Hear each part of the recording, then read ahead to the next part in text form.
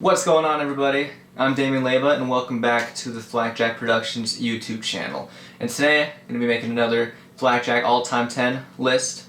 And obviously without co-host Anthony Stevens due to what's going on in the world around us right now. Everyone being in quarantine, no movie theaters opened, nothing of that sort. So we got to kind of stay inside and find stuff to watch. So because of that, I'm going to give you my list of top 10 movies to watch while in quarantine.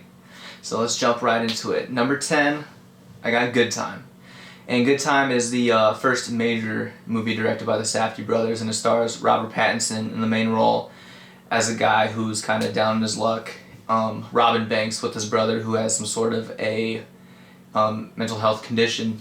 And after robbing a bank, they have to run from the police, and his brother gets caught and ends up in prison. So the whole movie is Robert Pattinson trying to formulate plots to get his brother out of prison, and it's a sort of like relentless, non-stop go kind of thing, kind of nerve-wracking throughout the whole thing as well.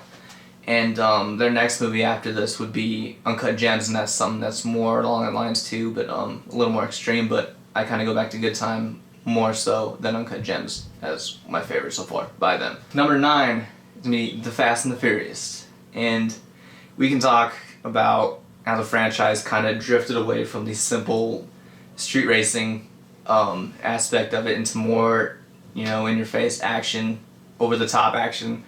But I always go back to the first one as being one of my favorites and a movie that I've been watching for a long time, since I was young. You got Paul Walker as a undercover cop trying to take down these group of street racers who are robbing semi-trucks of DVDs, TVs, stuff like that, and he ends up getting involved romantically with Vin Diesel's character, Dominic Toretto.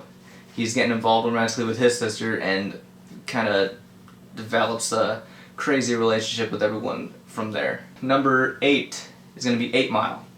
And this is obviously the acting debut of Eminem. It came out in 2002.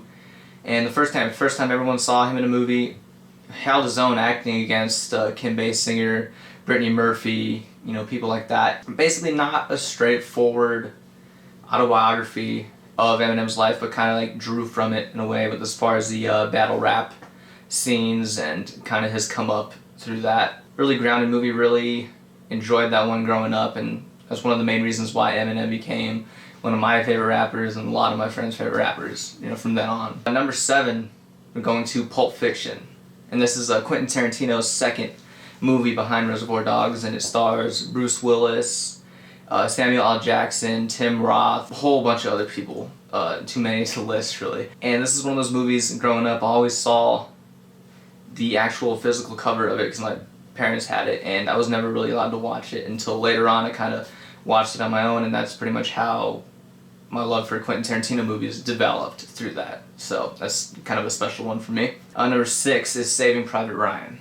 And this was actually my favorite movie of all time until another movie we're going to talk about later on the list, until that movie came out, and now it's my second favorite movie of all time. Saving Private Ryan probably has one of the most realistic depictions of D-Day. The whole opening shot is brutal, it's draws you into it, and emotional as well, and that's the whole movie. Tom Hanks, Matt Damon, amongst others, give really good performances. And number 5 is going to be Lady Bird.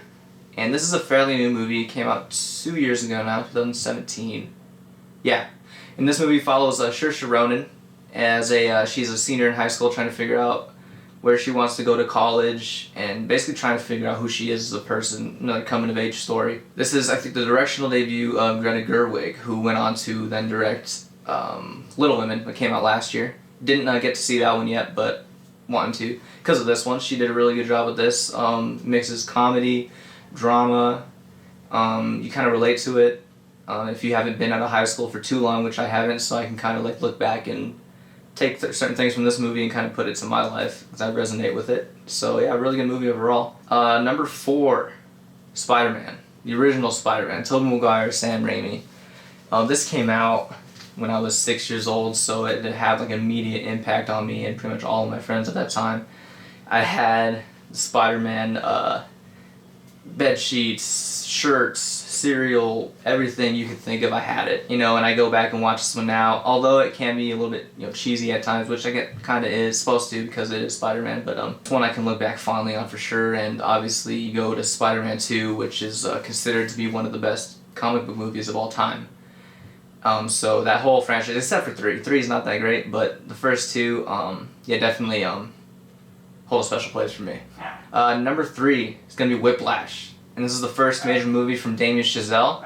Stars Miles Teller and J.K. Simmons. And Miles Teller is basically going to a music school in New York as a drummer, trying to make one of the, I guess, top classes of people that are in a music class to go to competitions and stuff like that. And J.K. Simmons is the instructor of that class. And he notices Miles Teller and brings him in.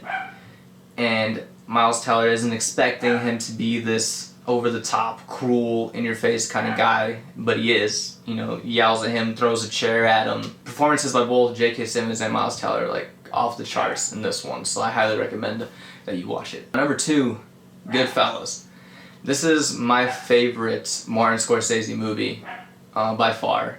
It's one I've seen the most from him, and when I laugh at, 'cause there's good comedy scenes in it, good drama, good, you know, there's obviously violence in it. It's kind of like a gangster, like, epic movie, I suppose. So, based on a true story, Henry Hill. Yeah, not much to say about it really, other than you gotta watch it if you haven't, and I'm surprised if you haven't watched it yet. Number 1 is gonna be La La Land.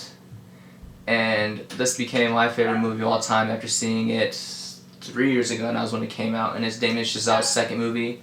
Stars Ryan Gosling, Emma Stone, and there's a small cameo by J.K. Simmons as well. But this follows Emma Stone, kind of a dual storyline that kind of meet together. Emma Stone is a actress, or aspiring actress, who's moved to LA to kind of chase that dream of hers, and she's working at a coffee shop in a movie studio, and she sees all that's going around. That's where she wants to be. She wants to be an actress. And she eventually ends up running into Ryan Gosling, who is also a aspiring jazz musician. He's trying to find his way as well. He wants to open up a jazz bar in LA.